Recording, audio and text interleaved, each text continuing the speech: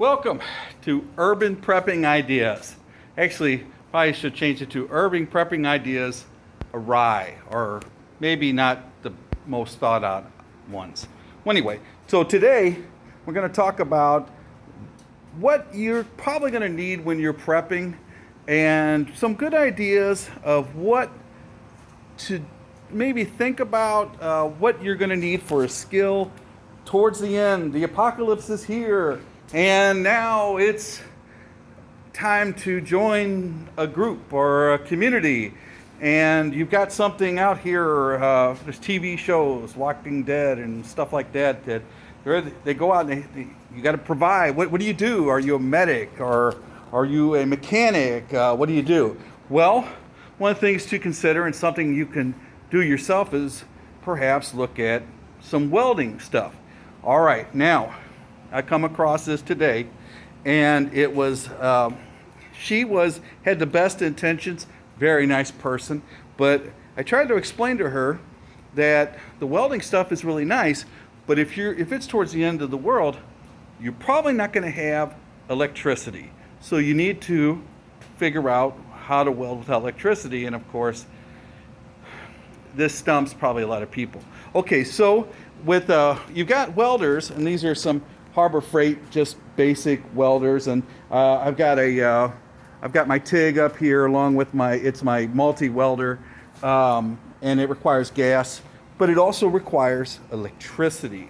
So unless you have electricity to feed these, and I do have these are set up for 110. However, the multi-welder can do multi one, so you can plug it up to 220 if you got, but that requires a lot more voltage. And the thing is that, okay, well, I've got an older one, right? Because that was what her male friend that was with, he said, I have an older welder and we're going to be taken care of. And this is what he showed me. Yay! Guess what? It's a 225, well, it's a 220 arc welder that requires electricity. And that's what I tried to tell him, and he's like, well, it's an older one. No. All right. Electricity is good, yes, while we have it. But what you need to do is think about this, that how can I weld something together? Because you never know. This is a skill, and you might need to learn how to do this right here. There is plenty enough gas and stuff to go around, and the gas does last for a little while. You can hook up some of this stuff. A lot of this gas are inert gas, like oxygen, or the split gas for the MIG welding, and that'll be an argon gas. A whole, what is it? 100% argon is for the TIG, and then you got like a 20-80 mix of argon with for the MIG weld, or some people have their own special stuff. So this is kind of what that looks like right here. That's the argon compressed, and that is a straight argon. And then, I don't know if you can see it or not, then you have the compressed air one over here. And you can see, let's see if I can get it on there though. You can see the tanks right here, good size ones, and you can go to your local establishment and probably shop around to getting different tanks. And a lot of times they'll make you just get the little ones and make you rent them, and then you got to pay a rental fee. I bought my tanks. I actually found my tanks on like Marketplace and eBay, and not eBay, but local ones, Craigslist or what have you. And you can just buy your tanks outright from somebody and just take it to a local dealer and see if they'll actually fill it. Some will, some won't. Some are proprietary, and they say, no, we're not going to fill it because it doesn't have our sticker on it and stuff. That's fine. Just go find one that does. I think around St. Louis, Praxair and Kokia and Route 3, they're pretty good about that. You bring in the tank. It's your tank. They'll fill it for you. They'll give you a tag. You just swap them out. So here's the thing. What do? Well, get some YouTube videos, go on there, learn how to weld. It's not difficult to get started so much as there are tweaking you'll need to learn how to do. The gas welding I know is a little bit harder, but you got a couple different options. So the electricity is This is without electricity. This is just straight gas. So you've got a couple different choices. You can go with oxyacetylene, and that's what this looks like right here. And so the acetylene tanks will be this one, then the oxygen tank, hence the oxyacetylene. You have these combined. It just runs on a just straight pipe. There's no electricity. You can cut with this, and you can definitely weld with this. You have to get the welding rods and everything. This over here is propane, and remember what I said about too much propane storage, and because or what have you, too much gas in one place. The oxygen tanks, you'll be fine. It's really the explosive stuff like the propane or the acetylene that's really explosive. And you just get these right here. You put your tags on these. I got my little pink one on here to remind me that this is the oxygen. That this is the propane one. And they are set up a little bit different. They do twists and stuff. The hose lines for this are special line. Don't use the oxyacetylene ones for on the propane ones.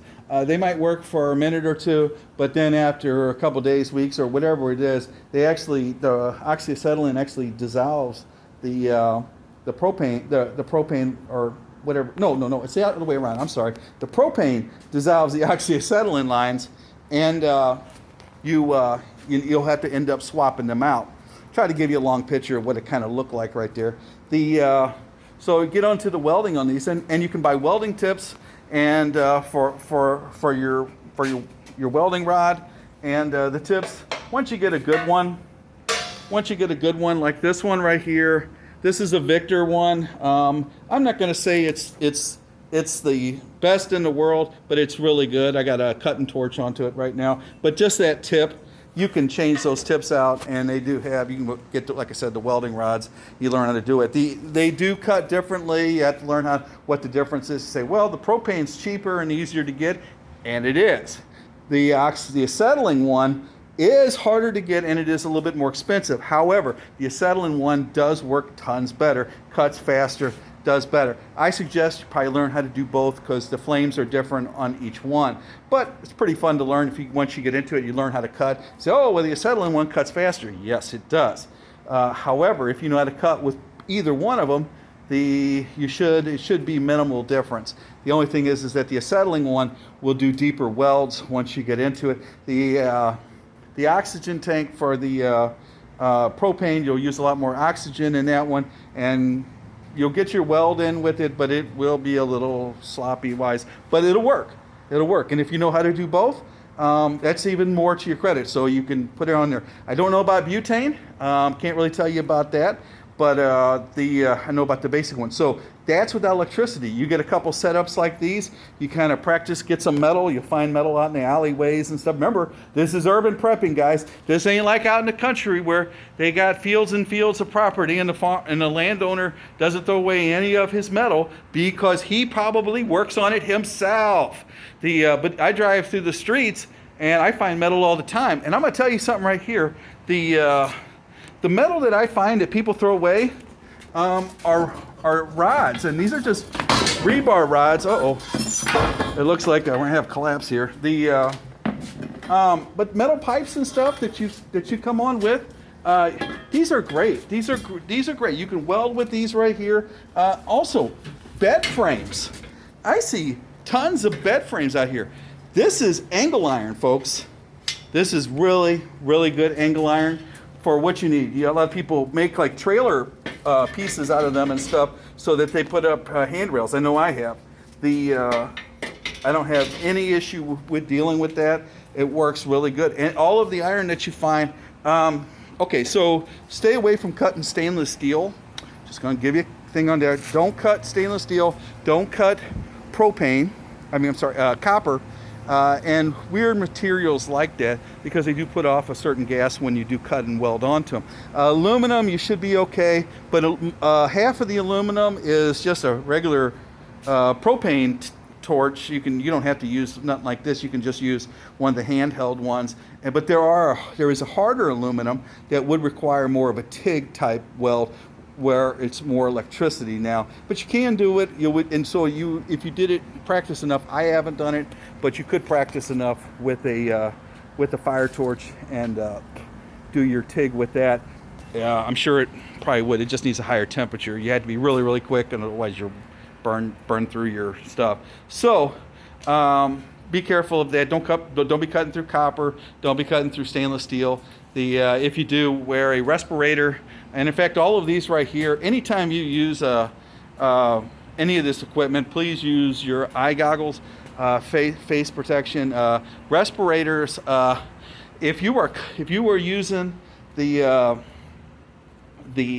oxyacetylene for cutting and torching, I would suggest you get some type of very good ventilator mask, so that way you're not breathing in that gas. And by the way, guys, if you got a leak or something like that in there, keep it very well outside. Do not go inside with that acetylene gas. That is nasty stuff, and it will end you. Okay, and they will find you in the garage, because that will settle on there, and you'll bend over to pick up something, bam, you'll drop right there. It's just like this, very nasty stuff. I'm not quite sure if it's got a smell to it or not. I haven't tested that, so not gonna. But that's just one of the things you can do here, and just an idea. Learn a trade. That's the thing for this video. Learn a trade. Don't be simple. Don't come up and say, well, what can you do? Well, I can rake leaves. That's what I can do.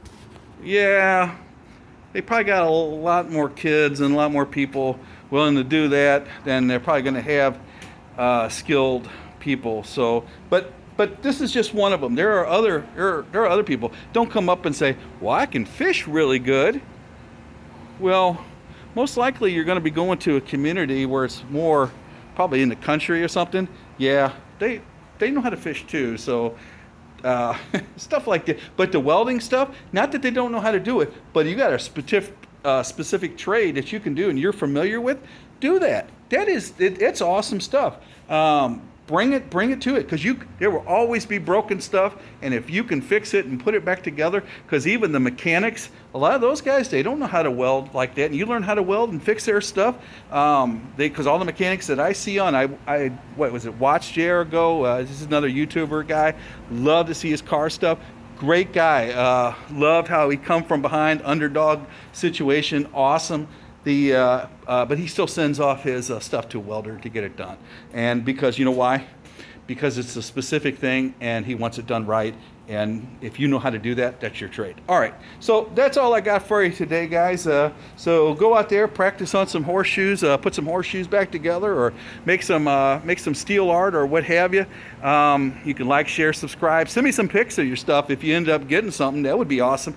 And I'll try to share some stuff that I have too, that I built, because if you notice that these roll carriers for this one is an old one. I did not build that one. That one I bought partially from online. Oh, I'm not going to get that on there, am I? There we go. And it's a neat little deal. And I fixed it up, repainted it, put my stuff on it, and of course now it's the paint's starting to come off. Did that right there. Also made another cart for my grinder. You can kind of see that right there. And pretty awesome little stuff. And I can roll my grinder around. It's not the most level, but that's okay, because I put it on there. On the trailer, I welded on those. I did find some different ones. These weren't for the bed frames, but I welded all these on together and matched up. When I got it, it just had the high-end rollback on it. But ended up putting these on here, right here, just to put side rails. I'm not done with it yet, but we're gonna fix them up pretty good. You never know what you're gonna angle iron and stuff. Start saving it. I build little stuff here and there. It's just because most of the time it's either too expensive or they just don't make it. So, like I said, like, share, subscribe, guys. Awesome, and God bless and good luck out there, and Good luck.